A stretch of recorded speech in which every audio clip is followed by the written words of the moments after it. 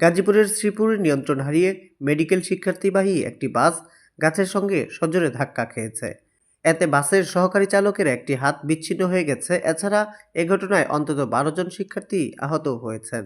রোববার 18 জানুয়ারি দুপুর 1:30টার দিকে তেলিহাটি ইউনিয়নের বৃন্দাবন এলাকায় দুর্ঘটনাটি ঘটে। আহতদের বিভিন্ন হাসপাতালে ভর্তি করা হয়েছে। দুর্ঘটনার পর শিক্ষার্থীরা নিম্নমানের বাস ও চালকের বিরুদ্ধে অবহেলার অভিযোগ তুলেছেন। পুলিশ ঘটনাস্থলে পৌঁছে পরিস্থিতি নিয়ন্ত্রণে নিয়েছে। তদন্ত সাপেক্ষে আইনগত ব্যবস্থা নেওয়ার কথাও জানিয়েছেন দায়িত্বরত পুলিশ। এই যে পলাশ বাসটা, এটা একদম ফিটনেস নাই, একদম বাজে অবস্থা। কোনোদিন কোনো কর্তৃপক্ষ কিচ্ছু বলে না, এটা নিয়ে কেউ কিচ্ছু বলার নাই। এটা একটু সবাইকে দৃষ্টি আকর্ষণ করার জন্য জোর দাবি জানাচ্ছি। ছাত্রছাত্রী 27তম ব্যাচ আমাদের এখানে এই গ্রামীণ শিক্ষা কার্যক্রমের অংশ হিসাবে 2 সপ্তাহের জন্য এখানে থাকার কথা। আসার মুহূর্তে এই বৃন্দাবনে রাস্তায় গাছের সাথে গাড়ি দুর্ঘটনা ঘটে। তারা আমাদের গণস্বাস্থ্য পর্যন্ত যাইতে পারে নাই, তার ভিতরে এই দুর্ঘটনা ঘটে। দুর্ঘটনা ঘটার পর যারা আহত হয়েছে তাদেরকে উদ্ধার করে আমরা হাসপাতালে পাঠিয়েছি এবং এখানে স্টুডেন্টরা যারা আছে তাদের এখানে খাবার বা চিকিৎসার ব্যবস্থা আমরা করছি। ড্রাইভার হলো হয়তো নেশাগ্রস্ত ছিল এবং খুবই বেপরোয়া ছিল, এবং এই যে বাস দিছে আপনারা অবশ্যই দেখতে পাচ্ছেন এই বাসের ফিটনেস একেবারেই হলো খারাপ।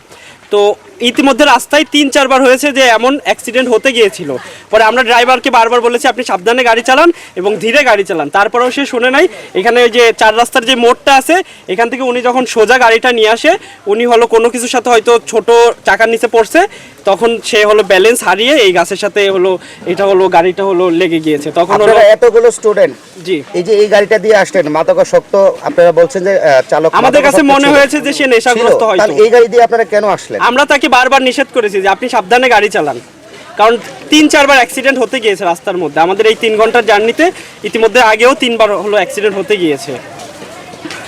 এই ঘটনায় কয়জন আহত হয়েছে? এই ঘটনায় হলো বাসের যে হেল্পার ছিলেন উনি হলো ওনার হাত বিচ্ছিন্ন হয়ে গেছে, তার হলো বাম হাত একেবারে আলাদা হয়ে গিয়েছে। আমরা হলো হাতটা হলো স্যালাইনে দিয়ে তাকে দ্রুত হলো আমরা নিটোরে পাঠিয়ে দিয়েছি অ্যাম্বুলেন্সে।